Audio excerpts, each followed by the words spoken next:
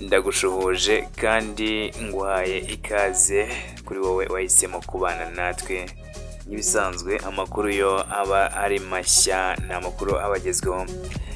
Kuri iyi nshuro turimo turaganira ku kibazo kiri muri DRC Congo, aho intambara imeze nabi hagati y'umutwe wa M23 ndetse n'igisirikare cya leta ya Congo, tutibagiwe nk'imitwe nayo igiye irimo nka Wazalendo, FARDC ndetse na FDLR. Iyi ni imitwe irimo irarwanira muri kariya gace ka DRC Congo, ariko hano mu majyaruguru ya Kivu, ndavuga muri Goma, niho intambara imeze nabi.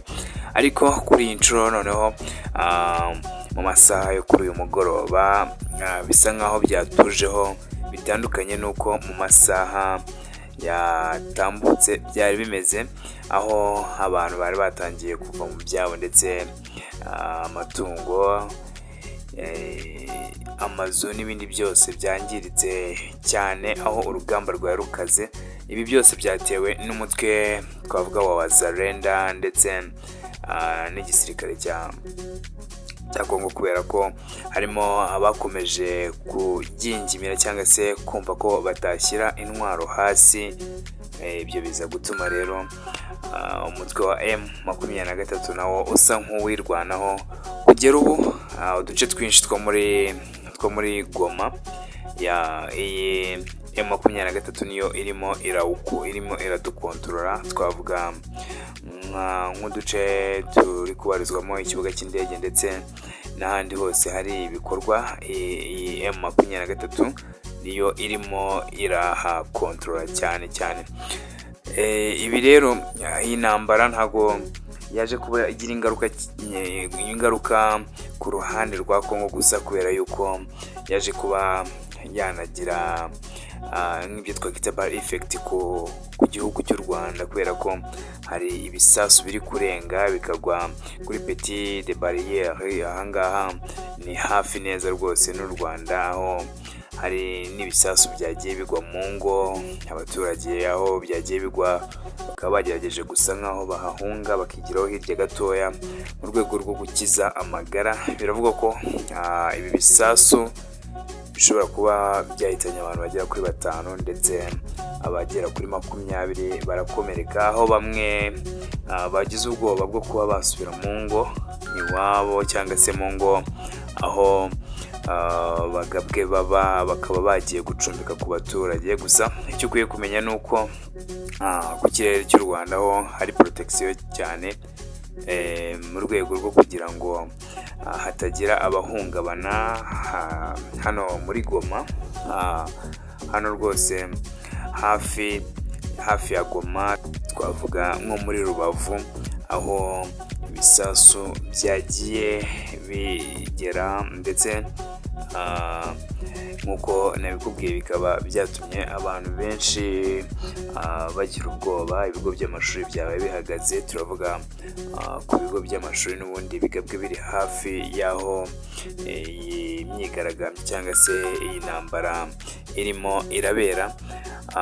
Ntabwo haratangazwa igihe runaka aya mashuri ashobora gufungurirwa, ariko ntabwo nanone bafungura amashuri mu gihe nk'iki ngiki, kubera ko isaha n'isaha ntawamenya ngo ese biraza kuba byarangira gute, dore ko iyi ntambara ari intambara iri kuba igatuza akanya gato, ikongera igasa nk'isubukura, bakongera bakarwana, bitewe n'uko hariho abatari kwemera gushyira intwaro hasi. Nanone icyo ukwiye kumenya ni uko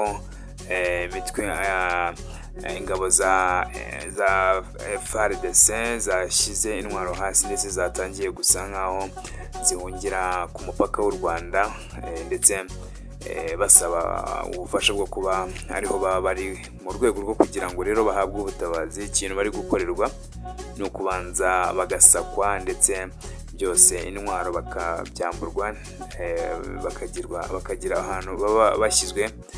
Ibyo niko bimeze hano ku mupaka. Tugarutseho imbere gatoya muri Goma, aho hano mu gace ka Goma n'ubundi ariho iri zina Goma ryaturutse. Ahangaha niho akenshi na kenshi intambara iri kubera, biri guterwa n'uko rero abaturage harimo ababa bafite intwaro kandi bakaba batari kuzishyira hasi.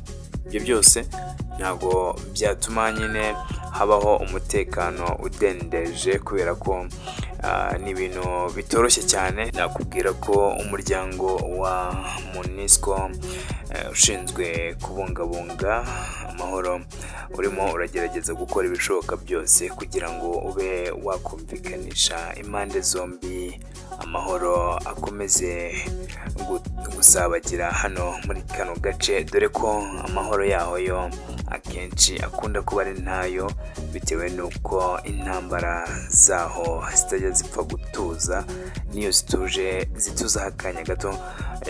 Ngayo nguko muri uyu mugoroba rero abantu ho muri kano gace rwose baratuje, nta masaso ahari. Gusa ntiwamenya ngo biraza kuba byakongera kubura ryari, cyangwa se urugamba ruraza kongera gutangira ryari.